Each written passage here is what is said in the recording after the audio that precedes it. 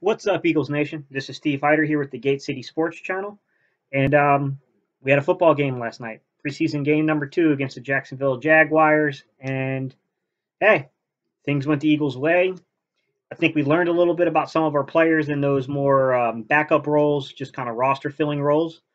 And man, if I can just say one thing, is I was not high on Thorson. I'm gonna admit it. I was not high on Thorson. I questioned what in the hell Howie Roseman, um, what the entire organization, down to Doug Peterson, saw in the kid. You know what? Last night, tell you what, man, the kid showed up, and I don't know where that leaves us in terms of a quarterback right now. But let's get into. I'm going to go through the first 3 offensive series, and I'm going to go through the first 2 defensive series. I'm going to tell you guys what I saw from watching it live and then watching a replay of it. All right, guys, let's go. Okay, guys, first thing first, let's go over the starting offensive line and let's go over the starting offense. All right, left tackle, Andre Dillard. Left guard was Matt Pryor. Center was Wisniewski. Right guard was Vaitai Alapulavati. And then right tackle was, of course, Malata. That was our starting offensive line last night. I saw some positives. I saw some negatives to that starting offensive line. I'm going to get into that in a second. Okay, the receivers. So in the very, very first play of the game, because they kind of were moving them in and out a lot, we had J.J. Arcega-Whiteside, we had Charles Johnson, and we had Markin McKell were your starting receivers on that first drive. Your tight end was Perkins, and then your RB1 for last night was Miles Sanders. Some of these guys really showed up last night and played some really good game. I mean, I was shocked at how well they played, but that was your starting offensive players for last night's game. Okay, guys, on the defensive side of the ball, what I saw from the starting lineup last night was Brandon Graham, Trayvon Hester, Malik Jackson, Vinny Curry on the defensive line. Our linebackers, it looked like we were playing basically a big nickel, or basically we were in a nickel. Zach Brown and Nathan Gary. And then our secondary was Rasul Douglas and Sidney Jones on the outside, Avante Maddox inside of the nickel, and then Andrew Sendejo and Malcolm Jenkins at safety. So that was how our defense was situated. So now let's get into the drives, what I saw from those first 3 offensive drives and first 2 defensive drives and what we can take away from that. So the Eagles started off by receiving the ball. And right from the start, I think we got a little hint of what Miles Sanders can be as that change of pace guy. Because from the very first play of the game, Miles Sanders broke it off the right-hand side of the line and got a 12-yard run. He looked explosive. He looked fast. On that note, for that one single play, because it wasn't like that throughout the game, but on that one single play, Malata and Vaitai looked really good on that running play. They did a real good job setting and blocking. So, second play of the game, we sent Charles Johnson into motion and kind of snuck him out on something that almost resembled a wheel route, but it wasn't really a wheel route because it's not a running back or a tight end. But it was very similar to kind of a wheel route, just kind of sneaking around. And he got a nice little 12-yard gain on that. It was definitely a nice way of getting like Kessler's foot in the door and getting him comfortable back there. On the third play of the game, Kessler seemed to be really, really looking towards Charles Johnson. He went right back to Charles Johnson on a looked like a comeback route, and he defensive back. To my perspective, they call great coverage. He got away with it, but it definitely looked like he hooked Charles Johnson's shoulder on that play, and that should have been pass interference. He got his shoulder. He turned his shoulder around a little bit. I don't mind being a little handsy, especially when you're on single coverage man on man, and it's like a press coverage style. Like you're going to get a little handsy, but not where you're physically moving the wide receiver's shoulder. That's what it looked like to me from my perspective, is that should have been a flag on that. Nonetheless, the pass was broken up. Fourth play of the game, you could definitely see that Cody Kessler got a little uncomfortable. He got a little pressure on him. He didn't really set his feet too well from what I saw, and he overthrew Mac Hollins. And it looked like Mac Hollins had a window there. It looked like he was open, and he missed the throw on Mac Hollins. He overthrew him. Come on. And by the way, I don't know who the announcers were seeing, but boy, they were calling players weren't even in the game. That was a pass to Mac Hollins. So I don't know what the heck they were seeing. Fifth play of the game. Kessler kind of showed pretty much the separation, besides the fact of being in games before, being in the NFL for a few years, you know, but from a physical standpoint, he showed probably the difference between him and Thorson, which is he can really scramble. He's a little more elusive than I really thought he would be. And you know what? He saw that some players dropped back in a zone and left their lanes a little bit. He saw that and he took off, got a 14-yard scramble. I will say this, as much crap as people will give somebody, other quarterbacks in this league, about scrambling, same can be said about Kessler on this, because he was pretty reckless with leading with that shoulder on that 14-yard scramble. He's got to learn how to utilize a quarterback slide, because he already had the first down. There was no point in dropping that shoulder and taking that hit. And we're going to see in a few more plays, you got to be careful as a quarterback. Sixth play of the game. Running back tries to go up the middle. He gets stuffed. I think it was Miles Sanders. It might have been Jordan Howard. I can't really remember. Thought it was Miles Sanders, but he got stuffed in the backfield. Seventh play of the game was probably the big moment in the game. I don't know what happened with Andre Dillard, but he looked like a rookie at sometimes last night.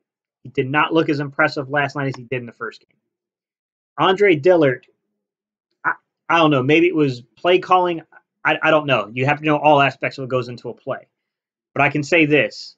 The offensive line seemed to have slid. To me, they were sliding right. People kept saying left, but it looked like they slid right to me. And Andre Dillard left the defensive end, the edge rusher, completely untouched, and he absolutely planted Kessler. I mean, it was quite clear that Kessler's probably going to have to come out of the game because he got planted. And you can't make this crap up as Eagles fans, man. 2 preseason games, 2 quarterbacks, 2 quarterback injuries. Like, dude, can you give us a break here? I don't know how long Kessler's going to be out. I mean, he was in concussion protocol, maybe nothing. Man, it could be serious. He could be out for a few weeks, which would definitely probably mean we got to move forward without Kessler, because what good is he going to do if he's going to be questionable for week 1? Really sucks for Kessler, because I thought Kessler moved the ball. It looked like Kessler was moving the ball. He showed a lot more in that little limited time he had than he did in week 1. Ultimately, though, he got nailed, leveled, hammered. He was out of the game. First play, Thorson comes in. 8th play of that drive, we had moved the ball across the 50-yard line, so we were in Jacksonville territory. Thorson comes in, and he can't complete a screen play. It looked ugly, but when I really went back and I watched the replay, I can't really put that on Thorson. You can't lay that on Thorson's feet. I think Thorson made the only throw he could have made in this situation, which was to throw it down at someone's feet and make sure the ball doesn't get picked off. Because, man, the right side let all kinds of pressure get through on that screenplay. And it was set up for Markin McKell, and that was a common theme. They kept trying to get McKell on screenplays. And they finally did get him one in a couple of series later. But, I thought the first one when they blew dead, that Kessler threw, and they blew it dead because they did an official review upstairs for injury.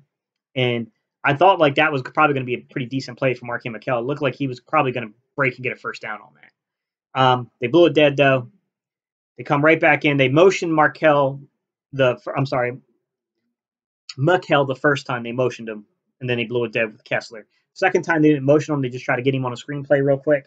Just a quick, catch and throw. And, man, the right side just let everyone.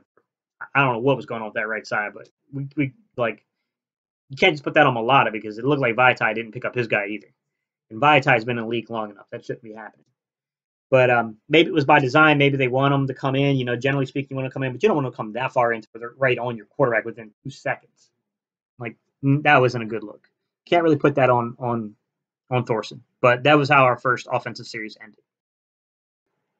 First defensive series. And, dude, did our defensive line look really good. It looked great last night. So, first play of the game, Brandon Graham gets all kinds of pressure on Minshew, or whatever their quarterback's name was. And he got away. I mean, Graham's got to learn how he's got to wrap that up and make that sack. But Minshew got away, got a pass off on the sideline, but the pressure completely disrupted the timing of the play and was an incomplete pass. Dude, right from the start, Brandon Graham was not playing around. He got right to the backfield. Second play of the game, I felt like Malik Jackson kind of showed what his weakness is in his game, and that's he can get ate up on blocks on running plays. And he got caught with his hand in the cookie jar. because he got straight up moved out of the play. Go back and watch it if you don't believe me. They just straight moved Malik Jackson right up out of the way. And basically, Blue ran through for 7 yards on that play, picked up 7 yards on us. Third play of the game, Coles motioned and gets enough space for a first down. So they motioned him just to basically get a little separation. Basically, trying to not. It wasn't really a rub play or anything like that, but you could definitely tell that Avonte Maddox was struggling coming across, and like I feel like he bumped into like one of our linebackers or something, and it just created just a second of space. And credit to Minshew and Cole, they made a great completion real quick. Avonte Maddox is a fast player, so Cole's got some speed clearly, and it was a great play design. But they picked up the first down on that one. Fourth play of the game, Vinny Curry got all up on Minshew. Almost had the sack. Minshew got the ball away, threw it away. Fifth play of the game, Alfred Blue gets met in the backfield by Zach Brown. Zach Brown showed what he's good at, which is, oh, you want to run the ball? Let me meet you in the backfield. Hello, my name is Zach Brown. Welcome to Philadelphia. Well, we're in Jacksonville, but welcome to Philadelphia too, because come on, dude, Jacksonville, like, I'm sorry, guys. You guys got a crappy stadium. Like, man, I'm not trying to dish all Jacksonville fans because, look, I think you guys have, like, one of the iconic, like, uniforms of the league. Especially when y'all first broke in that 90s, 5, 96 seasons. Like, I used to love y'all's, uniforms. Like, I used to love your old teams with Brunel and all them. Like, you guys had really good teams in the late 90s. But, bruh, y'all got to do something, man. Like, upgrade y'all's facilities for real. It's ridiculous. Even your play calling was horrible. How do y'all watch that crap? It's horrible, man. Get better play-by-play, please. Past that, guys, sixth play of the game. It's 3rd and long. Brandon Graham, once again, gets all kinds of pressure. They had the offensive tackle. Brandon Graham basically moving back into the quarterback. They had a running back. It looked like a running back here to me to try to chip Brandon Graham. He got basically moved with the offensive tackle into basically Minshew's face, and that's it. He just had to basically get rid of the ball. So that was our first defensive series, and the defensive line looked really, really disruptive. All right, guys. Eagles, second offensive drive. Thorson's first drive of the game officially. First play, running back gets stuffed in the backfield. That one was Jordan Howard, I'm pretty sure. Got met in the backfield and make things worse. I'm sorry, guys, from y'all that were predicting that with us running out of that 12-man personnel that we're going to carry 4 tight ends. I don't think there's a shot in hell of that happening. Perkins cannot block. Perkins is not that great of a receiver. It's just way too far of a drop-off. Because if you're telling me that if something happens to Ertz, something happens to Goddard, that we're going to run that much 12 personnel, I'm going to call bullshit on that. No, we're not. Because the offensive talent drops off way too far in the tight end position. There's no way they're going to take snaps away from people. I'm sorry, they're not going to take snaps away from the running backs. They're not going to take snaps away from the receivers. It's not going to happen. It's too far down. I think with Goddard and Ertz, sure. I think our slot receivers are going to suffer a little bit because we're going to definitely be utilizing a lot of 12 personnel. But I ain't buying it. I'm not buying it. Perkins did not look good. Second play. Here we go with our backup offensive line, especially that right-hand side. False start on number 69, which was Matt Pryor. Stopped a really great-looking screen pass to Markin Michelle. It looked like that was going to be something. Thorson looked on the money on that. It was a screen pass. I mean, looking on the money doesn't mean much, but the timing looked good. It looked like Markin Michelle might have definitely gotten a pretty decent gain out of that. But lo and behold, false start. Now we're really backed up. 2nd and 17, third play of the game. Shitty snap from Wisniewski. And Thorson does the only thing he can do, which is to pick it up off the ground and throw the damn thing away. Good alertness from that kid. Picked it up, got it away. Couldn't ask for anything more. Especially from a third string quarterback. To be real with you, he's really 4th string quarterback. But, man, smart decision. Looked good. Fourth play, which is 3rd and 17. They're like, look, we're not going to put this young kid backed up against the goal line in this type of situation. We're not going to have him throw it. So they set up essentially a draw play, and Jordan Howard absolutely gashes the defense. Poor defense on Jacksonville's part. And he gets about 11 yards on that play. puts us out damn near the 20-yard line and sets up a decent punting position. And that was our second offensive drive. All things considered, given the circumstances, you know what? Would have liked to seen more out of it, but we averted disaster because holding, false start, bad snap, and we kept the ball on the other side of we put the ball back on the other side of the 50 at least, at the very end of the day. The Eagles' second defensive possession. This is the last defensive possession I'm going to cover.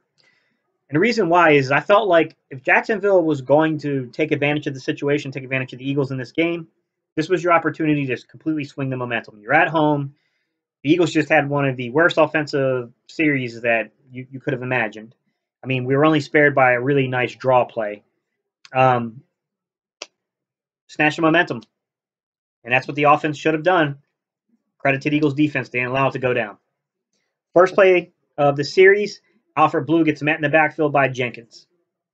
Boom. Jenkins stops him for like a 1-yard gain. Second play, Minishaw throws down the field on Sidney Jones. The play was out of bounds. I thought Sidney Jones did give a step to that kid. What was his name? Charles, or something. Shark, whatever, Jr. It looked like that kid's got a little bit of speed, and it looked like Sidney Jones gave a little too much there. But at least he kept it to the sideline, and he did the best he could given the situation. The ball was out of bounds, and there was holding on the play. So, third play of that drive is a 3rd and 10 because we basically declined the penalty. And it was a 3rd and long. Vinny got really good pressure, but Sidney Jones gets beat on the inside by O'Shanahan or O'Shanagan, I don't know, something like that. Beat him on the inside, picked up the first down. So 4th play of the game, which was a 1st and 10, Alfred Blue gets swallowed up at the line by Vinny Curry. Vinny Curry really did a number on Alfred Blue in that one. Like, he swallowed him Brian Dawkins style almost. Alfred Blue got his ankle rolled on that play and left the game for the Jacksonville Jaguars. 5th play of the game was a 2nd down. Malcolm Jenkins, once again, blows up Blue in the backfield, or he blew up their running back in the backfield. 6th play of the game was a 3rd and 12, a 3rd and long, and Vinny Curry got caught a little bit with his hands in the cookie jar. He jumped off sides, was in the neutral zone basically. Wasn't really off sides, but he was in the neutral zone. It was a 5-yard penalty, set him up for still 3rd and long. It was 3rd and 7. So 7th play of the game, which was a 3rd and 7. Brandon Graham, once again, gets great pressure. And a deep attempt to Cole is basically played perfectly, and I mean perfectly, by Rasul Douglas. I'm not a Rasul Douglas homer, but Rasul Douglas has developed, man. I know some people are saying that this kid, he's not going to start, but if you project out contracts and what it's going to cost to keep some of these guys in the long term, I think Rasul, maybe it's not this year, but the next couple of years, I think Rasul is going to be that corner. He's going to be that left or right corner. No doubt about it.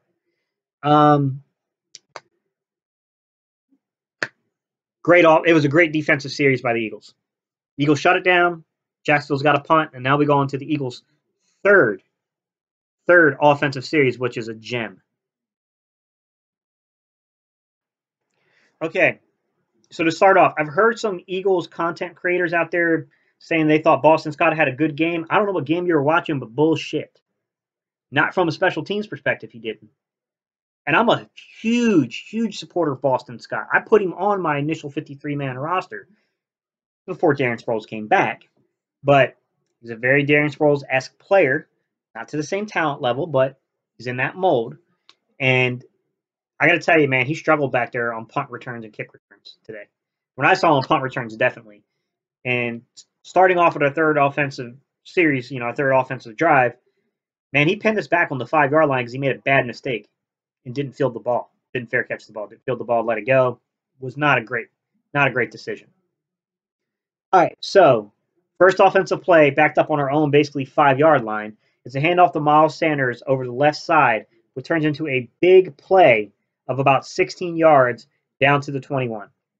So, bro, Miles Sanders was cutting off big chunks of yardage. So was Jordan Howard. The running game looked pretty decent last night at times. Sometimes the right side of our offensive line really gave a lot of penetration, and sometimes it did good. This time it was on the left-hand side, so this was basically towards where Matt Pryor was at left guard, and basically where we had Andre Dillard.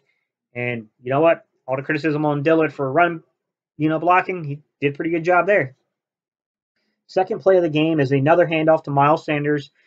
He goes up the middle for about 2 yards, and it wasn't anything special, nothing to write home about. Third play of the game, which is 2nd down and 8.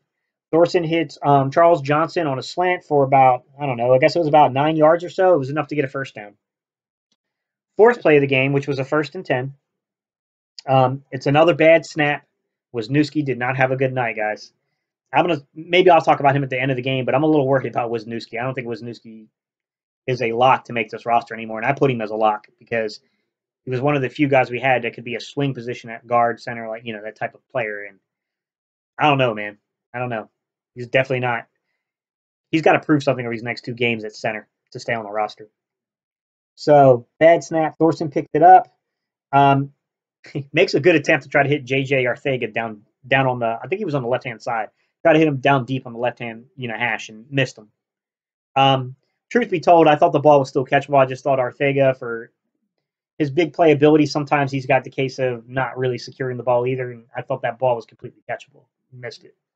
2nd down and 10. They motion Marquand McKell, and he catches a screen, takes it out to, I want to say, was the 44 or so. It was a 12-yard gain. Man, Marquand McKell has really good vision when he's got the ball in his hands. He's very fast. It was a very good-looking play. I'm liking Marquand McKell's stock for me keeps going up. I like this kid. I think this kid has a legitimate shot at making the roster. I'm not going to say that he's a lock and he's got that 5th or 6th receiver spot locked down because I don't know, but I think he's certainly in consideration. 6th play is a 1st and 10. It's an out route along the sideline. Well, it looked like an out route, and it was in Perkins' general direction. It's an incomplete pass. 2nd down, which is the 7th play, was a neutral zone infraction on number 96 on Jacksonville, so shortens the field up to 2nd and 5, giving a young kid an opportunity. And he hands it off to Jordan Howard, who gets about 4 yards. Jordan Howard runs rough, man. He's a finisher. He's got that LeGarrette Blount, Jay Ajayi, I'll hit you in the mouth kind of mentality. 3rd and 1, another handoff to Howard, and he absolutely manhandles the Jacksonville defense, moves the ball up to the 44-yard line, gets the first down. 10th play of the drive, 1st and 10. Thorson goes deep to Charles Johnson. This is another one where, like, the Jacksonville commentators, I don't know what they were talking about. Oh, he underthrew him. No, he didn't. If he had overthrown that ball, it was going to be picked. The only argument you can make is he should have thrown it back towards center field a little bit. But he looked like he tried to throw it a little short to give Charles Johnson a chance at the ball, which he did have. Charles Johnson did try to square his body back around to the ball. I thought the defensive back just made a decent play. Wasn't a perfect pass. Like I said, I think Thorson could have thrown it towards the center of the field. Instead, he threw it kind of back on the back shoulder a little bit, made him come back for it. He squared around for it. There was an opportunity. Charles Johnson just didn't secure the catch. I don't think it was necessarily just completely on Charles Johnson. I thought the defensive back made a really good play on that. 11th play of the drive was a 2nd and 10. Miles Sanders takes a handoff, gains 3 yards. 12th play, which is a 3rd and 7. They roll Thorson to the right. He completes a pass to Charles Johnson for 3 yards. I don't know what's going on there with Charles Johnson. I mean, like, he got a lot of reps this game, and he looked good at times, but, dude, you're a vet, man. You're a 30-year-old who's been in the league. Dude, you need to be closer to the sticks on those type of plays. You weren't even, like, I don't know, maybe it was play design, but I would think that Peterson wanted him to be a little closer to the sticks, maybe fight for a yard or two, not trying to fight for 5 yards. I don't know. 13th play of the drive, which was a 4th and 4. And this just shows Peterson, man. And I got to give, tells me right now that Thorson showed me something. 4th down play. You just had one of the worst performances of probably any quarterback in any game, preseason or not, the week prior. And your coach was trusting you in 4th and 4. And what do? You make a great pass. You can say he just threw it up for grabs. Right. But he understood the situation of the game. It was 4th and 4. The ball gets picked off at the 10 or the 15. Who cares? It's like a punt. He gave his man an opportunity to make a play on the ball, and he was rewarded because Greg Ward made an absolutely stunning play on the ball. Snatched it up out of the air, turned and positioned his body, showed that elusiveness that Greg Ward has, which he showed at Houston, by the way, too, as a quarterback. And he broke it. He broke it and put it in the end zone. Touchdown. Told me everything I need to know about Greg Ward. Greg Ward has got ability. I don't know if he's going to make this roster. I don't, but he's probably going to make someone's roster. And I'll tell you what, man, Thorson is making a case. I feel a little more confident today. I'm not saying I want to roll with Thorson as our main backup, but I feel a little more confident today if we had to carry Thorson for the first 2 to 4 weeks due to Nate Sudfeld's injury. I feel more confident this week than I did last week. I'd have been like, oh, Jesus, no. Man, that kid showed something. I was wrong. I was going to say it. I was wrong about the kid. The kid showed something. Dude, keep it up. It's not enough. You're clearly not on the roster yet. You gotta keep practice means more to these coaches than these games do, these preseason games do. Show us something with those joint practices against the Ravens. Show something. Because you're back on track, man, to making this roster. You know what, at this point, I would be secure if they roll in with, if Kessler can't go, if Kessler's got a concussion, needs to be out the first 2 weeks, and the Eagles just have to do a settlement with him, because there's no way they're going to carry him like that. And they got to roll with Thorson for a couple of games. I feel much more confident about that, because then when Nate Sudfeld comes back, I feel like then you can move, Thorson down to the practice squad and you can develop him. So, hey, maybe Peterson in the front office knew what they were doing when they drafted this kid. I don't know. He looked a hell of a lot better this game than he did the last. That's all I'll say on that note. All right, guys. So to end today's little talk here about what I saw from Week 2's preseason game, I'm just going to talk about general information, general things that I saw. First things first, man, backup offensive line is a little scary at times, guys. I don't know how I feel about Pryor. Some of these guys are going to make the roster, but I don't know how I feel about Pryor. I don't know how I feel about Wisniewski. I think Vaitai is going to be okay. I think Vaitai is a good swing candidate. He can play guard, he can play tackle. I'm okay on Vaitai. Mulata scares me sometimes, man, because sometimes Mulata, he's you see improvement there. Don't get me wrong, and he's playing a lot of minutes. But I don't know if I would trust him coming into an actual game against starters, to be real.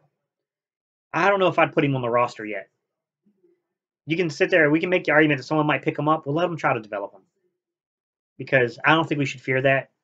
I think he's a good piece if we can keep him on the practice squad and we can give him another year. But I'm a little iffy on keeping that guy on the 53, to be honest. Because if he actually has to play, I would feel like we're going to have to be in the market trying to find a vet. Because I don't know if we can trust him. I feel like that could be like a Winston Justice moment from back in the day when he gave up like 50 freaking sacks in a damn game. Dillard looked like a rookie last night. There were moments he looked great. On that running play off the left-hand side that Miles Sanders gashed him for, he looked great on the left-hand side on that running play. Bro, on the play where he got your quarterback hurt, that's the one thing you cannot do. There's no way in hell we're putting you in a game if we got to worry about Wentz taking a shot like that. You cannot have that kind of mental collapse. And I know some of you Eagles content creators out there, some of my feather brethrens out there, y'all were talking it up like, oh, man, I like that he's got that fiery emotions. That's one way of looking at it. And look, I'm not saying that you're wrong in that. There's another way of looking at it, which is he can't keep his emotions under control. And maybe he was reeling last night from those intense practices. And maybe this kid, I'm going to have to keep watching him, man, and just see. Because I'm a little worried about his maturity level, to be real with you. Maybe he's a fiery, passionate guy. Maybe he's a John Runyon type. Maybe he's a dude who can't keep his emotions under control either. And I got to see more, man. I think the kid is an exceptional talent. But I ain't ready to crown this kid yet. Arcega-Whiteside, I think he can ball, man. I think this kid can ball. I think it's a matter of getting timing down. He's getting there. Every now and then, I think he's going to miss some and he's going to make some exceptional catches. You're just going to have to live and die with that. Markin McKell, he looked good last night. He didn't do that much because opportunities were missed on those screenplays because of penalties and all kinds of crap. But a little bit he showed. Perkins, he ain't going to make it. I'm sorry, guys. I'm not Eagles coaching staff. I'm not involved in that building. But you would have to explain to me why the hell you put him on the roster. Because he has no ability to block at all. garbage in that perspective, and he's not that great a pass catcher either. That's a developmental piece still. No way the Eagles are carrying 4 tight ends from my perspective, unless they go out and they get a guy free agency or something, or there's someone out, there's a trade looming or something. There's just no way they're going to carry it. The talent level falls way too far. Defensively, what did I see? I tell you what, man, Deshaun Hall, that man is a star. He's going to struggle against the run. That was his not coming out when he was drafted by the Panthers. But the guy, he's a good third down pass rusher. I think he's going to have a role in the Eagles. I didn't see Sweat out there. I don't know if he played or not. I'm going to go through the game a little more and just see, because I might have just missed him, but I didn't see Sweat out there. I didn't see Josh Sweat. And that's a little disappointing because Josh Sweat has got the ability, and he shows it in practice. We need one game. Just give us one game of Josh Sweat where he shows what he does in practice in the game. That's all we really need to see from Josh Sweat. Some other kids that the defensive line depth looks deep, guys. I mean, even the kid that we just brought in from Buffalo that came out of UVA, Harold looked. I think he was in. If I got the number correct, Harold looked good last night. I mean, we'll see, man. I mean, we've got some pass rushers on this team, man. We're not as void at the pass rush position as I think some people think. It's going to be a rude awakening when they get to us. Linebacker, I don't know what to make out of linebacker yet, guys. Sorry, guys. I don't mean to keep coughing. This is what I saw. I wrote down some stuff, guys, on the defense. So I saw Zach Brown and Nathan Gary were the starters. I saw Edwards and LJ Fort coming in to relieve them. And then from what it looks like to me, if you were to make I don't know, I guess you would call this fourth string almost at this point. Singleton and Warlow would be like your fourth string. Warlow is still coming back from injury. I don't know if he even played last night. I didn't really see his number, but I didn't really study the film late in the game yet, so maybe he did, maybe he didn't. I don't know. I'm going to go back and look at the Eagles website because sometimes they tell you who snap counts. So I'm going to look and see if he did play, but I don't know what to make of that linebacking corps because I think Brown's on the team. I think Gary's on the team. I think Rouget or Hero will probably be on the team. Maybe I don't know if they're going to use injury reserve on him, if they're going to IR him or not. So who knows if he's going to take a roster spot out for that particular amount of time that he's out or not yet, because that's going to really depend on who else we put on the team. Obviously Brodham's on the team, so you got 1, 2, 3, 4 right there. In my opinion, we're probably only going to carry 5 linebackers. We play big nickel mostly, and we play nickel. We're not in the 4-3 very often, so I don't see the need to carrying a 6th linebacker. Right now, I would say LJ Ford is your 5th linebacker.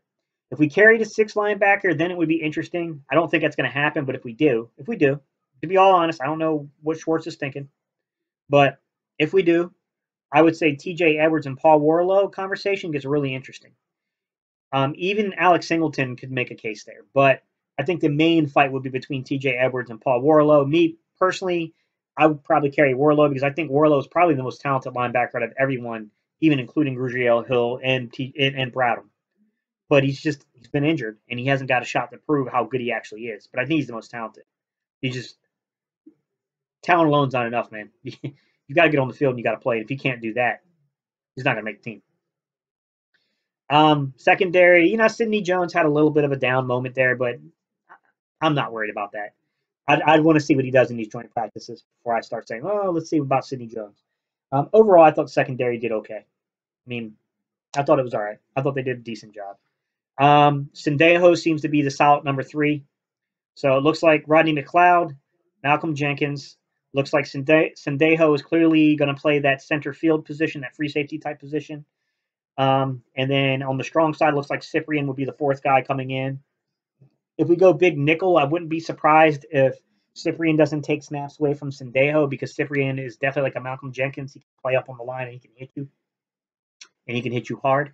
So we'll see. Sendejo's got a little nastiness to his game too. So yeah, that's my thoughts, guys. Paul, bro, he's showing.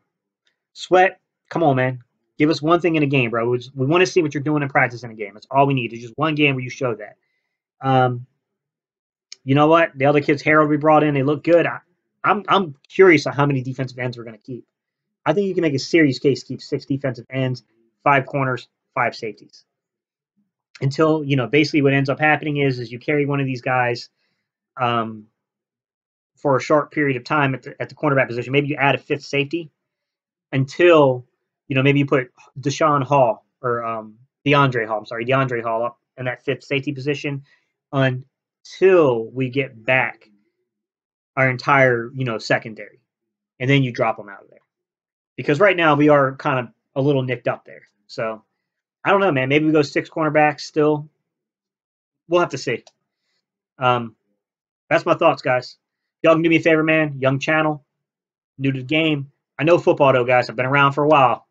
I've watched a lot of different Eagles teams. Be real with you, I came up during that late 80s, early 90s, man. I remember the first controversy I ever saw was essentially Buddy Ryan being let go for Rich Kotite, his offensive coordinator. I remember it was in 1993, the first year that they had the NFL free agency, and we lost Reggie White. I remember that kind of stuff, guys. That's the era I grew up in. I remember the Ray Rhodes era, or Rodney Peete. I remember the original Eagles quarterback controversy. I don't know if y'all remember this. Some of y'all probably really young heads, and you probably don't remember this, but in the early 90s, about the early 90s. It was before the mid-90s, I'd say. We had an original one with Jim McMahon and Randall Cunningham. Because Jim McMahon came in for a couple games, looked really good. But I go back, guys. I remember Donovan McNabb being drafted. I remember the boos because we wanted Ricky Waters. I remember all that, guys. I've been around for a while. Do me a favor, guys. Hit me up, man. Like the video if you can for me. Share the video if you can for me. And subscribe, guys. All right, y'all. Peace. I'm out. EAGLES. Eagles, y'all.